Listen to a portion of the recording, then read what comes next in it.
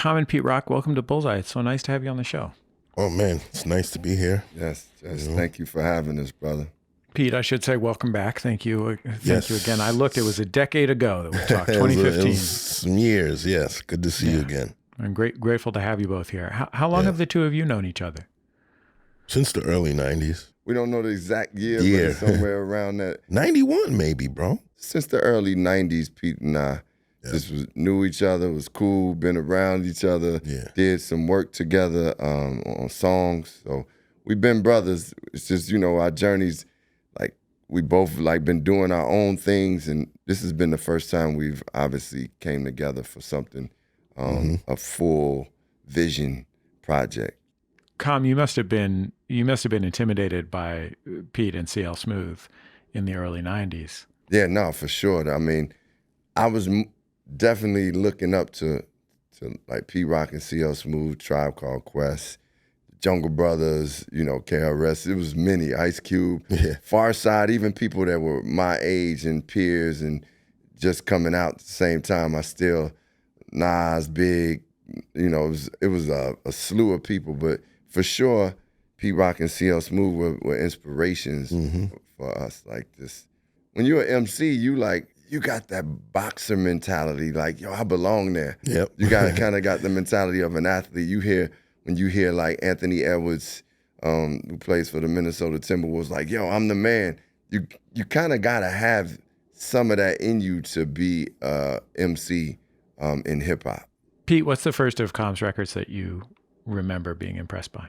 I mean, I liked the Can I Borrow a Dollar album. I liked the Resurrection album. I liked the B album, of course, and the one with your mother on the cover. Yeah, One Day It All Makes Sense. Yeah, One Day It All Makes Sense, and basically everything, Electric Circus. I appreciate the effort that he put in to make all these albums. That part is the impressive part. I mean, Resurrection is one of those records that there's a lot of recording artists who say what they have to say on their first album, and it's diminishing returns from there.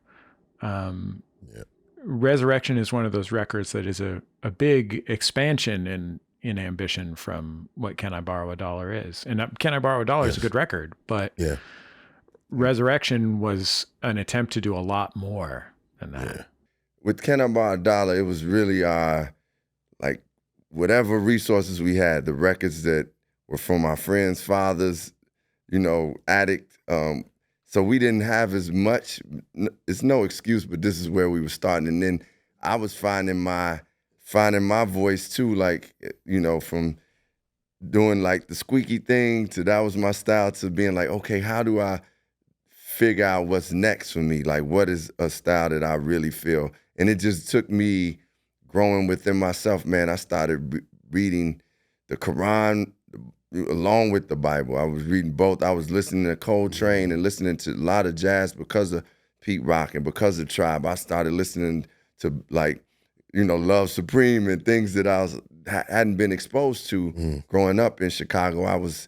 Jazz was here, but I wasn't listening to jazz growing up. So I think you could find No ID and myself really starting to kind of grow up in a way and cultivate. Even that was the first time I really started talking about my life in certain ways, like where I was. I was 21 years old when I was writing it, and there was a lot of things on my mind, and I felt like, oh man, I can tell some of my story and tell some of the things I feel. And I think that record, Com, like I was listening to some of it, and there's a track on there called I Used to Love Her that's sort of a metaphorical brokenhearted love story about hip hop.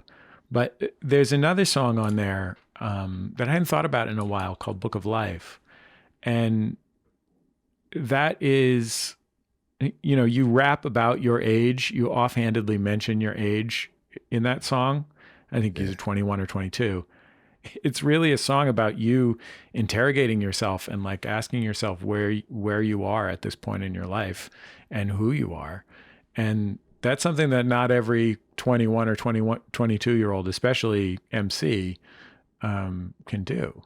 Yeah, I'm so glad you bring that song up, Jesse, because that was the song that I was thinking about when I was saying I really started to go within and like examine myself and and see, like, in that song, I say I'm 22 catch. Like, it's a catch 22 because I really don't, like, school wasn't really for me, though my mother is a teacher, and I've been in school and I've been told to pursue these things, but what really do I want for my life? And society is saying this, and society is telling me I should have this, and I'm drinking a lot, and I'm kicking it, and I'm like, I ain't mature all the way yet, and I'm just acknowledging these things and just putting it in my raps, and it's my book of life. And yeah, man, I that was one of the first songs that I ever had written that was really more introspective and putting myself out there and my vulnerability as a person. And it taught me a lot in as far as being an artist, because I eventually became more about that, like just writing songs like Retrospect for Life, which was about abortion, or like Between Me, You, and Liberation, which is a song I wrote about my aunt having cancer, and how I was dealing with that. And just, I started to write about a lot of things that dealt with me, family, and just my own vulnerabilities in life. Did you have to gear yourself up for that? Like, did you have to talk yourself into writing about something that is, not just self-reflective, but self-critical as well? I think because I grew up around a group of people, a group of men, young men, who, man, they would only let you be yourself, meaning I couldn't come up with, like, if I ain't a tough dude, don't try to be tough. You could be who you are. And, like, if you scared about something, they gonna call you out on it. And because we were so open as young men at that time, I felt like it was okay for me to be critical in my raps. Like, if my friends could accept it, I almost was like, oh, well, whatever the world think. Because I was really at that time rapping to impress my friends, and they would hear me talk about these things, and we'd talk about them as brothers, like as men, like, man, I don't know what I want to do, man. Like, what's going on? These were conversations that we would have. So I didn't feel as fearful about expressing that when I did write like that. And as I continue, the times where my friends got real critical is when I was wearing like crochet clothes and hats, and they were like, what are you doing all this artsy stuff and electric circus type of music? But even by the end, I'm super confident in the fact that I'm gonna be true to who I am, whether, my friends liked it, my mama liked it, whether, I just knew just to be me. You were a real great advocate for crochet as an art form. Yes. Pete, there are these records that both of you made in that time that are like the kind of songs that if the DJ puts them on in that set of music like that, people will lose their minds, right? Probably the most iconic hip hop record that you ever produced is They Reminisce Over You. Yeah, I agree. That's a song that you and CL Smooth made about a friend, Trouble T. Roy, who died. To have this huge hit record and all the excitement of having a huge hit record, but also it's a record about a friend of yours who's gone and relatively recently. Shout out to Troy Dixon and his family, and yeah, he was great in our community, and when he passed, it affected every single last one of us. So, one day I went digging and, feeling all depressed and everything, and it still drew me to listening to music. And I found this album, this jazz album, Tom Scott album, and I'm, listening to it, and then I hear this song called Today, and when I heard the beginning, I was like, oh, wow, Black Sheep used that part. That's, Then as the record is continually playing, I'm hearing other elements that's messing with my emotions. You know what I'm saying? So I'm listening and I hear this bass line. I'm like, wow, you know what I mean?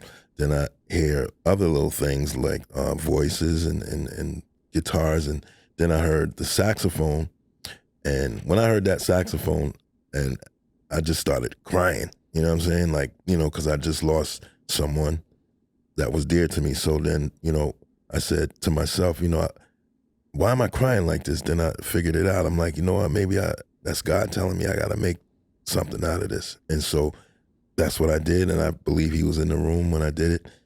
What was it like to live with it? I mean, you have this record that you hear when you're out, or that you put on, or that you perform, and like every time you're doing it, you're living with this thing that happened in your life, your friend passing. Yeah, bittersweet record. You know, for me, it's bittersweet. And then if you can relate, then you understand what I just said. You know what I'm saying? In your life, if you lost someone special and you hear this song and it makes you think about them, that means, you know, I guess maybe I did my job, you know? And it's a song that's sentimental. It's like hip-hop sentimental song. You know what I mean? I feel like it was one of the first songs that I can remember in hip hop that had that much soul to it, like where it was like somebody talking about their life and then honoring somebody who had passed in that way. Yeah.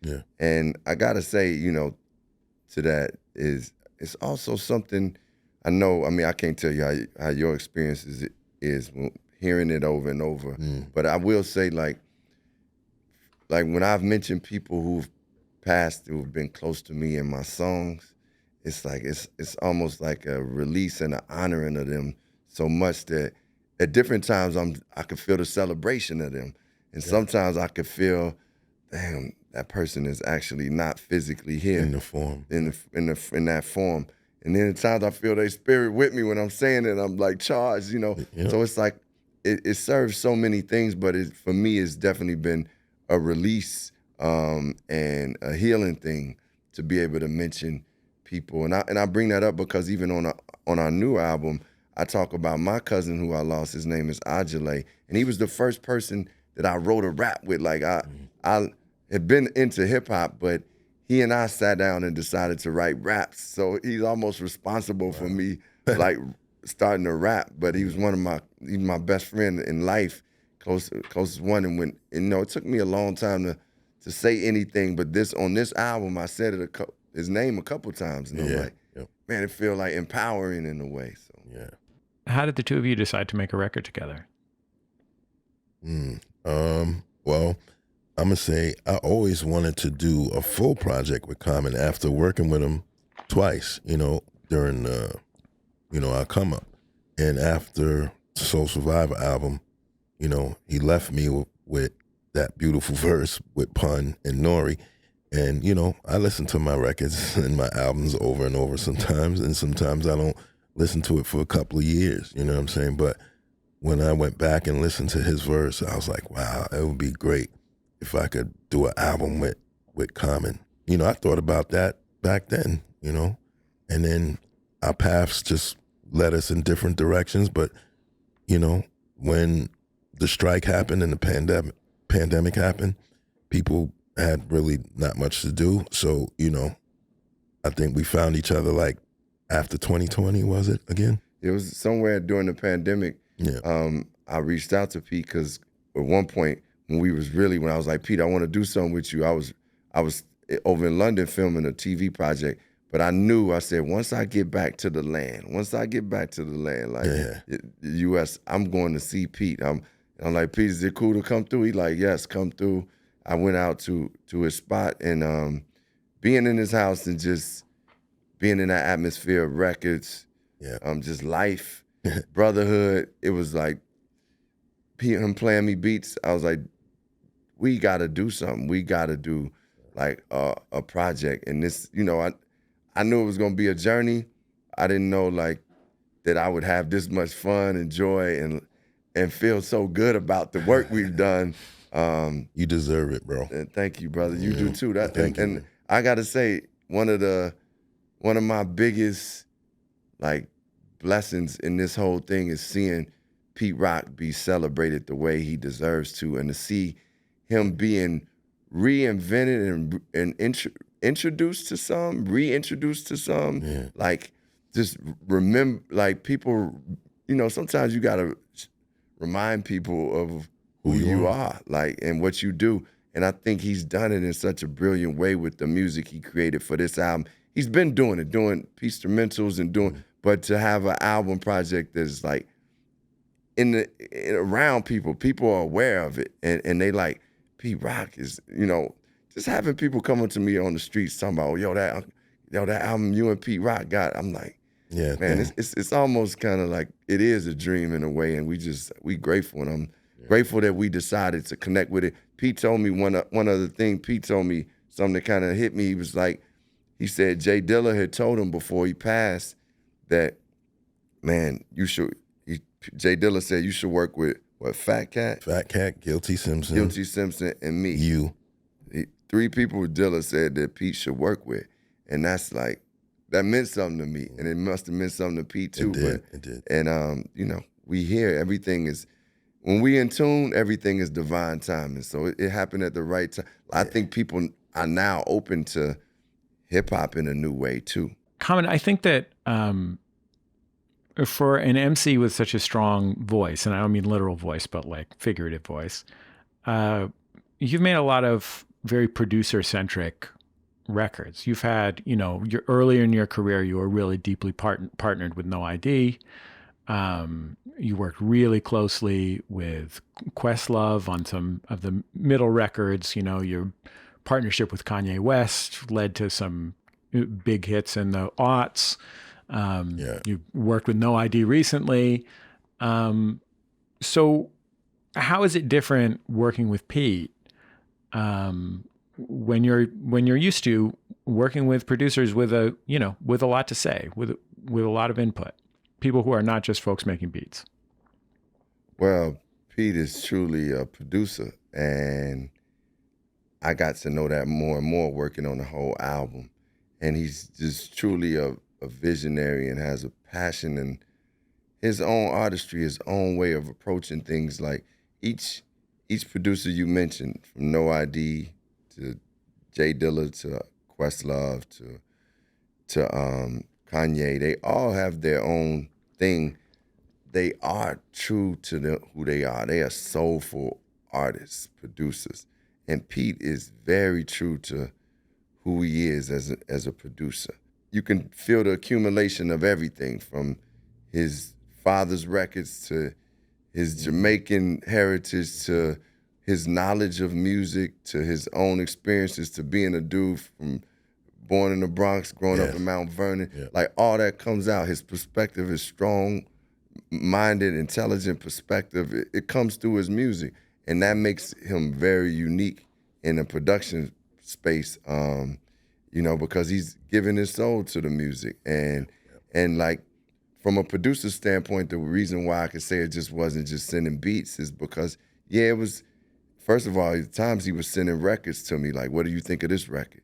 And then we'd chop it up 3 different ways and be like, which way you like the best? I'm like, oh, wow, I get to say this. Like, yo, this is amazing. You know, and just, that's a joy for me as an artist to be a part of that process, especially when somebody's sending you good records, because it's like the records, you're like, oh, the potential of this record, it's like it's infinite. It's in God's hands, you know, and that just feels great. So then that process was great, but then also like me writing the songs and having Pete's input, whether it was like if a time where we bumped heads on the song on the album called A God There Is. And it was like, man, Pete was like, the one is right here. And I was like, well, I wrote the one right here. This is where I started. He's like, bro, I came from the school of James Brown and this is where the one is. And I was like, okay, well, listen, think I'm a jazz artist, so I'm coming with the one right here. And then we just ended up coming to a agreement, and the song is right. And we went, Pete was right. It was his way. He was like, look, I made this beat. I know where the one started when I said. So I had to, that's part of producing to me. Yeah. And at times he was like, you know, hey, like on the song Fortune, he was like, I want you to just mellow it down. The rhyme is great. The rhyme is great. Like that rough take you did, I'll wrap it in that energy. And I just, you know, I appreciated that. And just also seeing the levels, because it was times I was like, Pete, we done with this song, right? He like, nah, I got some other stuff I want to, you know, add it. And one thing I got to say that I really, really love that I missed from my own creative process, I can't say I've even experienced that with every producer I work with, is Pete will do some things right on the spot that just become the record. You know, like it ain't like it's premeditated, thought out, like, okay, I was at home and I thought about putting this biz scratch or putting these horns in from this, he'll just be like, oh man, these horns might be, or just start trying it, and then it's just there, and I'm like, damn, that's dope, and it's the record, man. Yeah. So it's almost got a freedom to it that I really loved in working with Pete too. Com, you're in your 50s. Do you still get on the floor in your shows? There's still some windmills in there. He just did windmills last week. Yeah. He's in shape, tip top. Yeah, man, I can still bust out a couple. I was actually at a breakdance event, and man, I got to give it up to the artists that were there, the break dancers that were there, like B-boys and B-girls from all over the world. It was a Red Bull event, and man, it was incredible, and I couldn't help but be inspired. I got down and did my thing. I busted a few windmills, got up feeling a little dizzy. My knee hurt for about a month, but it was all worth it, man. And that was the inspiration too, I got to say, because when I went there, I was listening to the music they was playing. They was playing all these break beats and like break dance joints. Music, yeah. Music that I wasn't even up on. And I was like, man, hip hop is always alive. Like these people are not gonna be on TV for breaking or like being on the charts. But they love the culture and they doing it. And they were there from all over the world, rocking, and these pieces of music I heard. It was in the middle when we were making the album. It just was an affirmation for me, like, man, we were going in the right way, because I was like, this culture is still alive and people yearn and thrive. And I mean, they yearn and desire it and want to hear that music. And some people are totally doing it and living it. Yeah. So anyway, I was real appreciative. And to answer your question, Jesse, I can get down still with some windmills. You know? I'm glad to hear and it. breathing life back into hip hop is like the main focus for us. You know what I'm saying? And just joining in with the youngins that are doing it right now. You've always been, Common, I think, one of the rappers who's best at rapping about romance and love. And, you know, when you're 21 years old, that's a pretty, that's an unusual topic to be able to get at in rapping, because, when you're a 21-year-old young man, you may be thinking about specific parts of romance. Your body may be driving you towards specific parts of romance. Yeah. But, now that you're in your 50s, in a way, I wonder, like, if it is reflective of a struggle to embrace the parts of love that are like beyond romance, right? Yeah, I mean, through songs, through heartbreaks, through therapy, through all different type of experiences, I feel like I could talk about love in a more full way, in a holistic way, that, like, for me, when I was in my early 20s, that tingle of love could come from me and a girl being we like the same music, and we like, she dressed this way, and we, and those were things that were attractive to me, and I'm not knocking at it, and that was fun, and like you said, chase, beyond that love, just chasing women and just being in like just wanting to be around women. But then, you start to learn, like, man, the things that really matter in your life, like, and what type of people you want in your life, especially long term, have to have values that you share in, like, and that for me has become one of the most significant things when it comes to partnership and romance and love, is like, what things do we, like, consider, like, important to us in life? Like, and for me, I could just say, like, I actually learned from just talking to people. I remember, I was sitting with First Lady Michelle Obama at one point, and she said to me, man, she said, Rashid, why ain't you married? I was like 45. I was like, man, I ain't found nobody that got these things that I want. Like, she's like, well, what are the things? And I started naming some things. She's like, okay, that's cool, but you're not gonna get all of that. Let's get the things that that are very important to you, and then that some of those other things, you know, they might not have, but you're not perfect and neither will they be. So let's get the things that's important to you. And that was helpful to me to be honest, to understand like, man, what is important for me, like a woman who does like have like spirituality and like believes in a higher power. And because she does, it reflects in the way she treats herself and other people. A woman who can have fun, a woman who is like feminine, but at the same token can be around some of me and my friends and not be judgmental. A woman who is caring and loving, and you know, those are things that are important to me. Like now I can rap about those things and rap about also things from a perspective of my failures in love and what do I want like in relationships and how I've learned and how I've balanced and also looking at myself and not putting it all on the other person. So I talk about love in so many different ways. You're right. And even beyond eros love, the romance love, I talk about it in agape love, like, you know, just love for life and love for people and love for music and love for God. But going back to romance and relationship, I just understand that, yo, it's all about that values and the values and what type of people you want in your life. And it ends up being even that in the music. Like if Pete and I sat with each other and we just didn't bond as human beings, this music wouldn't be what it is. Totally different.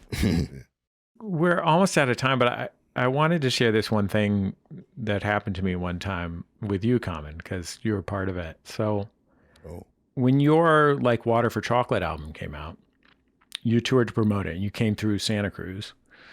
And I went with some pals from college, and we're always in the front, small club.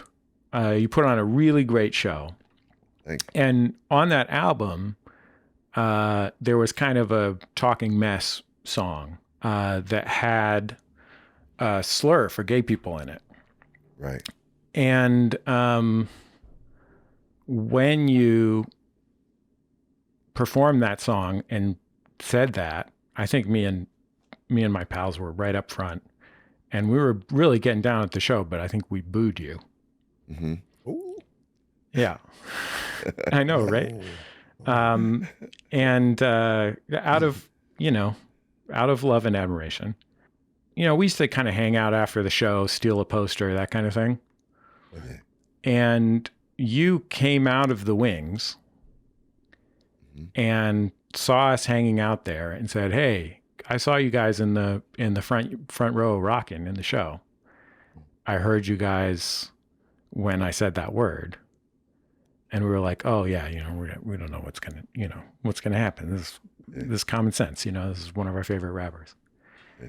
And you said, "Hey, listen, I heard that. I'm sorry about that. It's something I've been thinking about a lot." I was very deeply touched by that, because it's hard to hear that kind of thing. I know that from having heard it from people about my own behavior in public as a public figure doing comedy and stuff. You've kind of been conspicuous about having changed your perspective on that. Yeah. You know, you sort of made your voice heard about that. And I just wanted to share that I admired that. It was a very touching moment in my life that you were proactively, like, it's not like we went up to you after the show and said, "Hey, this is our list of demands." You know what I mean? Hey. you came up to us, and you know, as a lifelong hip hop head, like it definitely meant a lot to me to hear somebody that I admired say, "Hey, I'm in a position where I'm trying to grow." Yeah. Well, first of all, man, Jesse, it's crazy you mentioned that because I tell a story about me evolving and not using that word and just, you know, just me evolving and understanding. I grew up in a culture where, man, this is what we say and this is what we think, and then having to like just learn and see, how do I feel about this? And it took me like meeting people and like people expressing who may be gay, who may be like feeling this thing or may be offended, for me to feel the humanity in them, to know like, okay, and you and your friends were part of my journey of growing in that, because y'all brought the humanity to it. Because sometimes you saying stuff and you don't even know a human being is feeling a way about it. And that don't necessarily mean you will change it or you won't, but at least gives you a chance to examine yourself and say, what do I feel about it honestly? And for me, I was like, man, I can do better. I could be better. This is not the way I truly feel. You know, I grew up and I seen people who were gay, this and that, but I just was spewing out what was natural, what was like around me in my culture. So I really appreciate that you all took a stance on that too, because that also was part of my journey of being better. I'd already been thinking about it, like I told you at that time, and probably had conversations or just was reflecting on my own personal growth and being a better person. So you all doing that was part of the catalyst. So thank you. And and that's it's a real like moment. As you were telling that story, that hit me, 'cause I was like, where is he going with this story? What happened at Santa Cruz? Did I do something crazy? Like, you know, I have done some crazy things at shows, but this was very like moving for me to know that moved you, and it also moved me. And that's humanity. That's what we here for, man. That's what our music is about. That's what your jokes, that's what, you know, we here for humanity, man. Humanity, bro. That's a good way to put it. Our album, The Auditorium Volume 1, brings those things to life for people. Shameless plug. Compete Rock, I really appreciate you guys taking the time to talk to me. It was really nice to see you again, Pete, and really nice to talk to you, Com. Great to see you, Jesse. We appreciate you, brother. It's a lot of love.